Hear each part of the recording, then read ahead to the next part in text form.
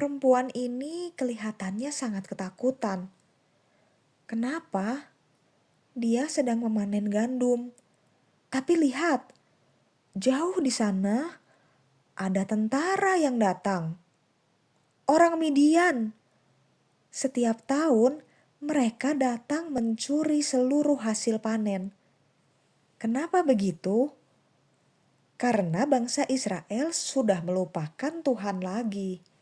Maka Tuhan menghukum mereka supaya mereka ingat bahwa hanya Tuhan yang dapat menolong mereka.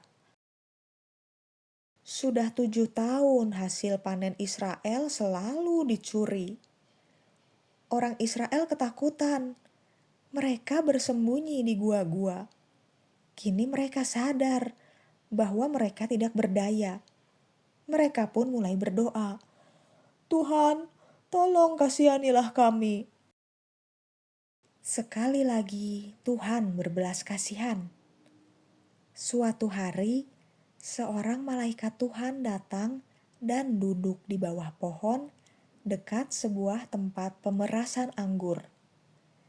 Di tempat itu, Gideon sedang membersihkan gandum. Aneh, tidak biasanya pekerjaan membersihkan gandum dilakukan di tempat pemerasan anggur. Rupanya Gideon berusaha menyembunyikan hasil panennya dari orang Midian. Saat itu, malaikat Tuhan berkata kepada Gideon, Tuhan menyertai engkau, hai pahlawan yang gagah berani. Gideon menjawab, Ah Tuanku, jika Tuhan menyertai kami, mengapa semuanya ini menimpa kami?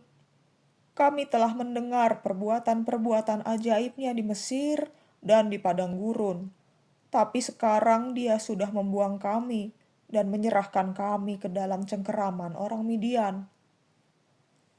Tuhan berpaling kepada Gideon dan berkata, Pergilah dengan kekuatanmu itu. Aku mengutus engkau. jawab Gideon lagi, Ah, mana mungkin. Aku tidak bisa menyelamatkan Israel. Aku paling muda di antara kaum keluargaku.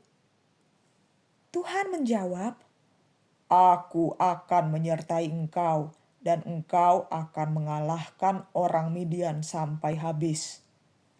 kata Gideon, Berilah aku tanda bahwa benar engkau sendiri yang berfirman kepadaku. Aku akan membawa hidangan. Mohon tunggulah, jangan pergi dulu. Gideon masuk ke dalam. Dia memasak daging kambing dan membuat roti. Ditaruhnya semua itu ke dalam keranjang, lalu dibawanya keluar kepada orang yang di bawah pohon tadi. Malaikat Tuhan berkata kepadanya, Taruhlah daging dan roti itu di atas batu ini. Gideon pun melakukannya. Lalu malaikat Tuhan menyentuh daging dan roti itu dengan ujung tongkat yang dia pegang.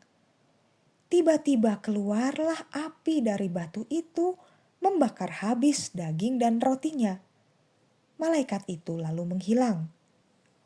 Ketika Gideon menyadari bahwa yang dilihatnya tadi adalah malaikat Tuhan, dia pun ketakutan.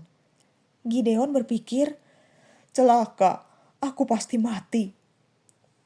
tapi Tuhan berkata kepadanya, Selamatlah engkau. Jangan takut, engkau tidak akan mati. Gideon membangun mezbah bagi Tuhan dan menamainya Tuhan itu keselamatan. Malam itu juga Tuhan berfirman kepada Gideon, Hancurkan semua benda untuk menyembah berhala. Lalu dirikanlah mezbah bagi Tuhan Allahmu, mezbah yang disusun dengan benar.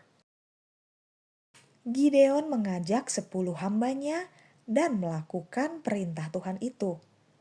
Tapi dia takut ketahuan oleh penduduk kota. Maka Gideon mengerjakannya malam-malam.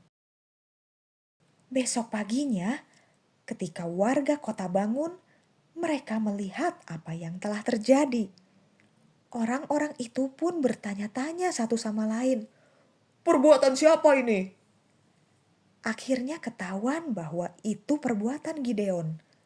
Maka mereka mendatangi ayahnya dan berkata, Anakmu harus dihukum mati. Dia sudah meruntuhkan mezbah dewa kita.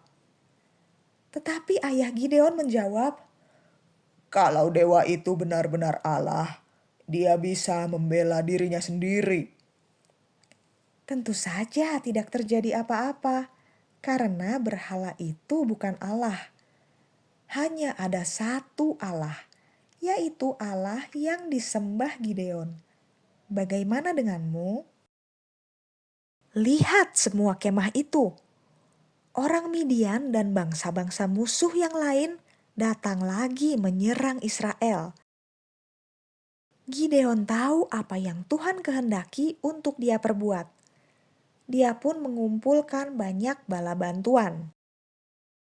Tapi Gideon masih takut. Dia meminta tanda lagi dari Tuhan. Dia berkata, Ya Tuhan, jika Engkau hendak menyelamatkan Israel dengan perantaraanku, seperti yang Engkau janjikan, lihatlah, aku akan menaruh bulu domba di tempat pengirikan.